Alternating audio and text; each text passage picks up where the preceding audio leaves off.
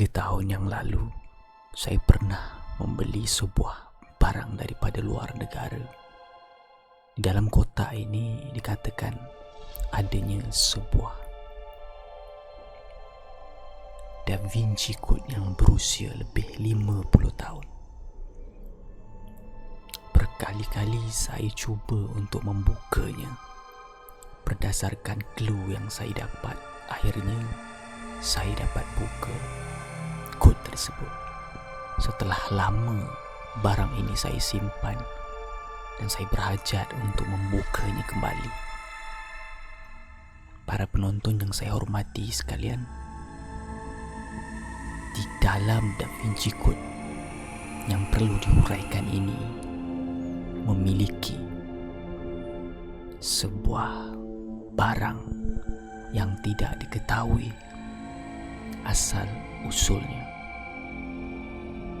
dan ramai yang pernah cuba untuk membuka puzzle Da Vinci Code ini, tapi akhirnya menemukan jalan buntu, sehingga ada yang mengalami penyakit misteri. Hypnotic Walk.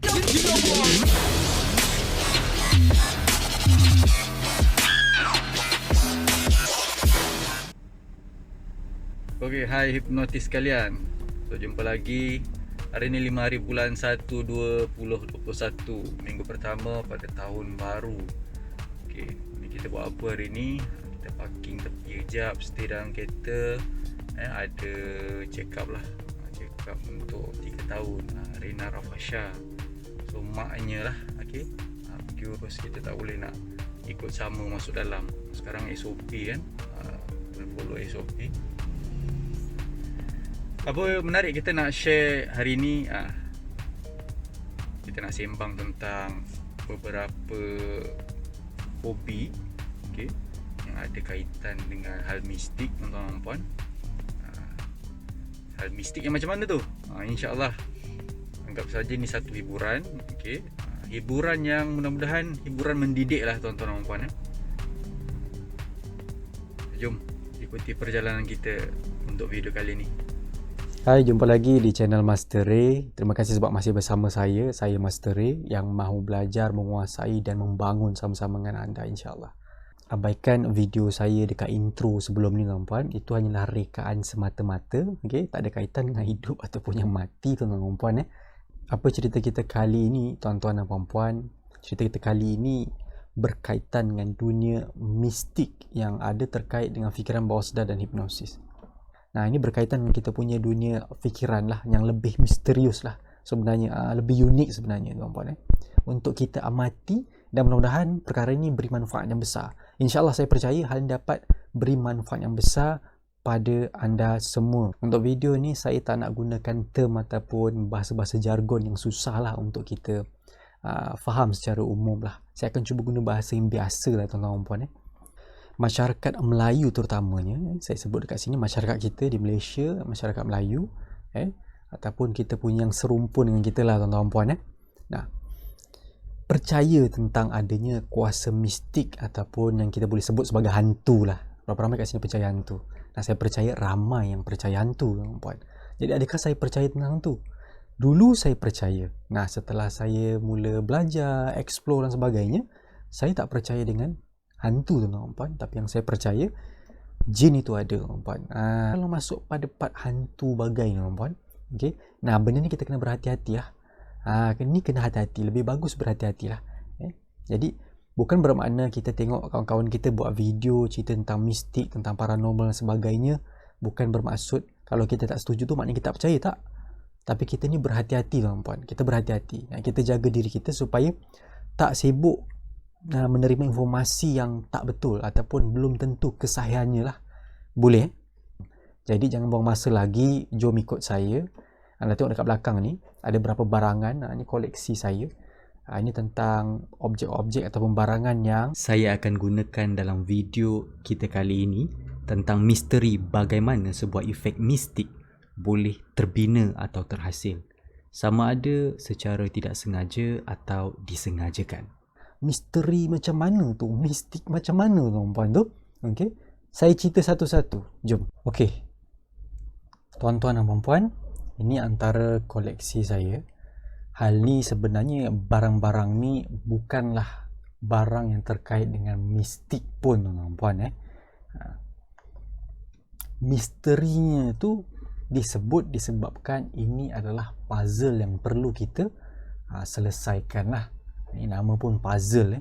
Ada solusi, ada cara yang buat kita berfikir, cari orang kata solusi lah, macam mana sebenarnya nak pecahkan dia punya kesulitan yang ada, rahsia-rahsia di sebaliknya. Itu dipanggil misteri tu.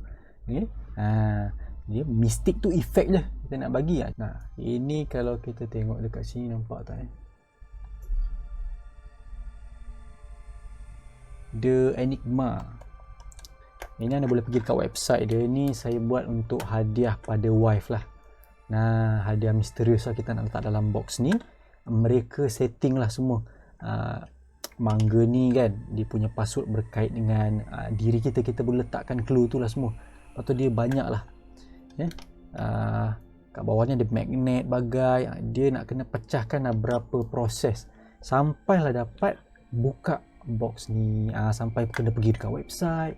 Dekat website tu nanti kena cari satu link, sampai nanti ada satu YouTube, keluar satu video dekat YouTube, video berkenaan dengan dia. Contoh, kita boleh susun lah, ikut pihak daripada pengeluar Enigma ni sendiri. Tu anda boleh search sendirilah nanti. Okay. Jadi kita tengok pada box ni, ini puzzle dia ada level-level tuan-puan. Level ni level yang kata ringan lah, kita boleh cakap maybe ni dalam level 1, level 2 starting lah, untuk kita faham tentang gerak kerja mekanisme yang dibangunkan dekat objek-objek ni lah tuan-puan. Saya suka tengok hal tersebut lah, macam mana orang ni berfikir untuk kita buka lock kat barang-barang ni tuan-puan. Itulah yang unik dekat puzzle-puzzle ni. Jadi ni tuan-puan, kalau kita tengok box kayu ni tuan-puan, box kayu ni. Okay, misalnya lah kita nak tahu ni ada slot-slot. Okay, ni contoh. Okay, ini rupanya ada lock. Dia nampak macam kayu yang ditampal ataupun dipaku tuan-puan, tapi sebenarnya okay, boleh dibuka. Kenapa boleh dibuka ni? Tu yang kita cari tahu. Apa lagi kalau ni boleh buka, mesti ada benda lain lagi boleh buka. Okay, dekat sini saya tunjuk lah tuan-puan. Ni ada je dekat YouTube yang orang yang suka share atau membongkarkan tentang cara buka. Tapi orang kata tak mencabar lah macam tu. Kalau tuan-puan beli benda ni tuan-puan, cuba cabar diri sendiri macam nak selesaikan. Nah, kalau macam ni kan saya dah bongkarkan, jadi carilah puzzle objek yang lain yang anda tak pernah tahu. Okay, cuba cabar diri sini berapa lama boleh selesaikan. Nah, dekat sini ada ruangan rahsia tuan-puan. Okey, ni satu. Jadi dekat dalam ni tuan-puan, kalau tengok dekat dalam ni, apa fungsi kayu yang tadi ni rupanya untuk lock something. Ada ruangan lagi rupanya dekat dalam ni, bukan ini saja. Jadi jangan tertipu. Jadi kita tolak dalam ni, dia keluar. Jadi ada satu lagi ruangan lah tuan-puan. Unik lah. Saya suka design-design macam inilah tuan-puan. Jadi kita lock balik supaya ni tak terbuka, tak boleh nak buka, kalau tolak pun tak boleh. Inilah fungsi dia tadi. Kemudian ada lock lagi satu dekat box yang kecil ni. Sebab tu ada lubang kat dalam ni tuan-puan. Jadi bila dia tutup kat sini pun, kalau dibuka ni pun still tak boleh buka. Kena buka dua-dua baru boleh buka box yang dalam tu tuan-puan. Jadi bolehlah buat simpan something yang rahsia lah tuan-puan. Ini main-main dengan anak ke apa kan. Okay? Untuk anak berfikir dengan lebih luar biasa lagi tuan-puan. Okay. Yang jenis ada macam nampak orang kata simbolik antik sikit kan. Tu kan boleh nampak menghasilkan kata misterius dia, efek mistik dia.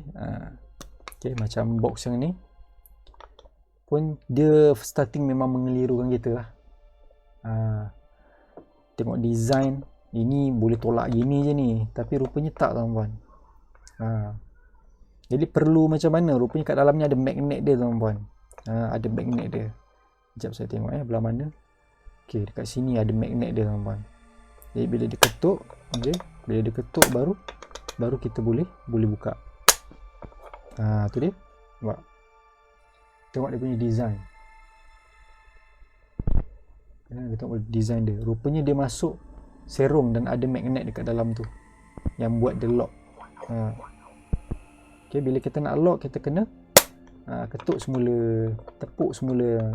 Jadi magnet tu jatuh melekat, dia akan lock.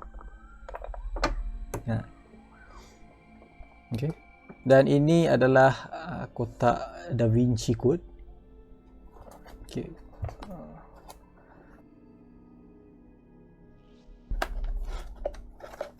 Saya keluarkan kejap.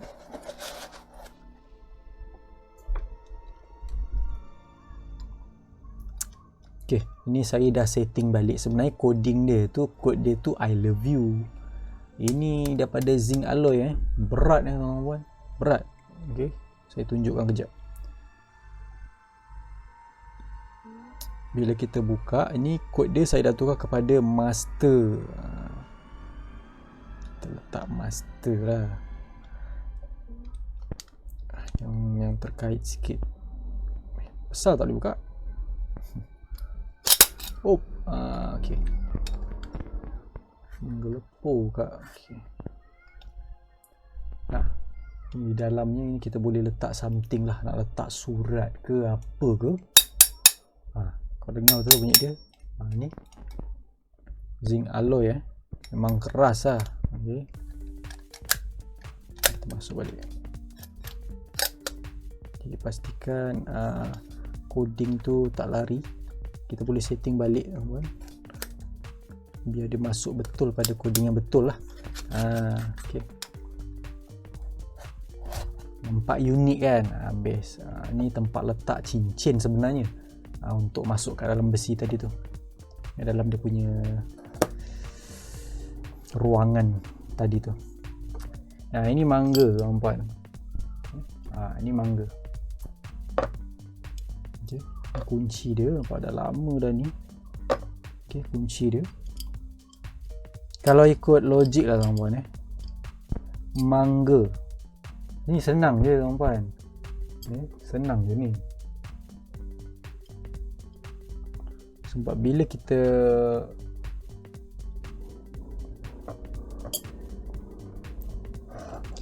tarik besi yang dekat atas ni teman-teman, dia ada satu besi ni kat tengah-tengah ni. Bila kita tarik, kita pusing, ada lubang untuk kita masukkan dia punya kunci. Tapi ni sebenarnya trik ataupun perdaya lah, dia memperdaya kita punya titik fokus lah tuan-puan. Sibuk nak buka, dia selalunya mekanisme dia tak akan ikut kata kebiasaannya lah. Kalau mangga memang macam gitu, senang lah, tu bukan puzzle mana lah tuan-puan. Tapi rupanya kita tak boleh nak buka pun. Tak guna pun sebenarnya kunci ni lah tuan-puan. Ceritanya macam mana? Rupanya besi ni kita tarik atas, kita pusing sedikit, dan mangga ni boleh buka. Paling menyakitkan hati tuan-puan, mangga ni bukan terbuka macam mangga biasa, terbuka ke atas kan. Rupanya dia pusing je, dia pusing. Rupanya dipusingkan. Boleh tengok kat sini. Okey. Dia bukan terangkat kan, tapi dia dipusingkan. Jadi bila dia lock balik macam itu, besi tu turun. Okey, nak kena naikkan betul-betul, baru dipusingkan sikit. Okey.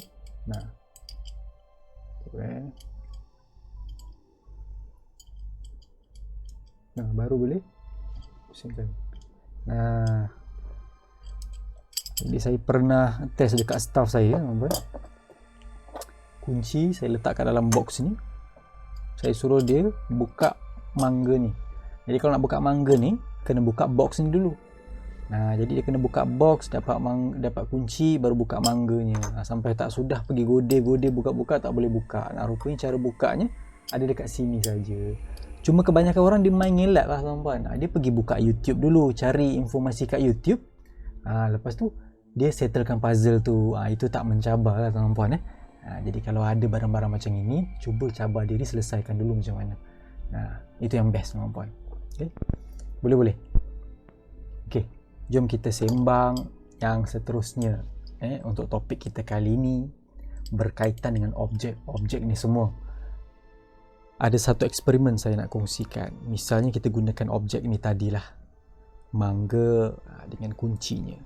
Kalau anda lihat pattern ni kan unik kan, tak nampak kat kedai. Dekat Maidin tak ada, dekat kedai RM2 tak ada, dekat Eco tak ada.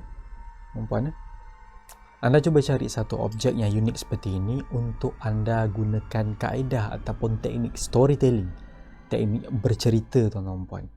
Kaedah storytelling ataupun bercerita ni tuan-puan, dia ada seni dia. Tapi kita ambil yang mudah je lah. Anda cerita je lah. Anda cerita je. Tapi saya share dekat sini sedikit lah tips macam mana anda nak bercerita. Boleh. Ini eksperimen kita yang pertama untuk video kali ini. Pastikan anda nak cerita tentang hal ni untuk dikaitkan dengan hal yang mistik lah, yang ramai orang percaya. Kenapa saya cakap macam gitu untuk eksperimen kali ni? Sebab masyarakat kita sangat ramai sebenarnya yang percaya dan suka dengan perkara-perkara ni, puan. Jadi kita pilih yang banyak orang suka lah. Jadi gunakan satu objek yang nampak unik. Anda cerita tentang objek tersebut, bahawa objek tersebut usia dia sekian-sekian, okay? Dan ada kisah yang anda belum lagi cerita pada mereka. Tuan-tuan dan puan, cara bercerita tuan-tuan puan, pertama anda kena gunakan intonasi yang rendah. Anda cakap seolah-olah macam nak bisik pun okey. Itu lagi real lah. Dan saya nak pesan dekat sini, suasana ketika itu pastikan betul dan tepat.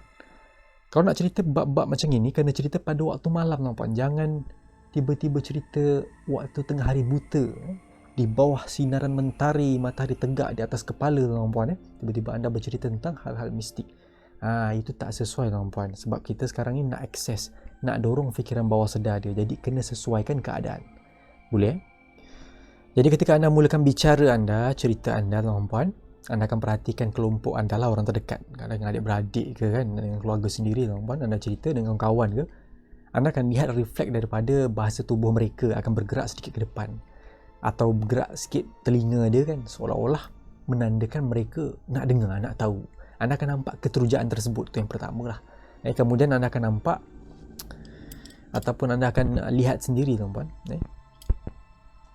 kawan-kawan ataupun orang yang ada di hadapan anda yang anda sampaikan cerita tersebut tu, mula antara mereka ni akan ada rasa something lah. Ni dah datang lah efek dia. Kalau kata orang kita ni tuan-tuan, kalau dah mula rasa meremang sebagainya, benda tu dah datang. Okay. Anda kena tambahlah dia punya perencah rasa dengan perkataan ataupun sugesti, saranan macam itulah. Benda tu dah datang.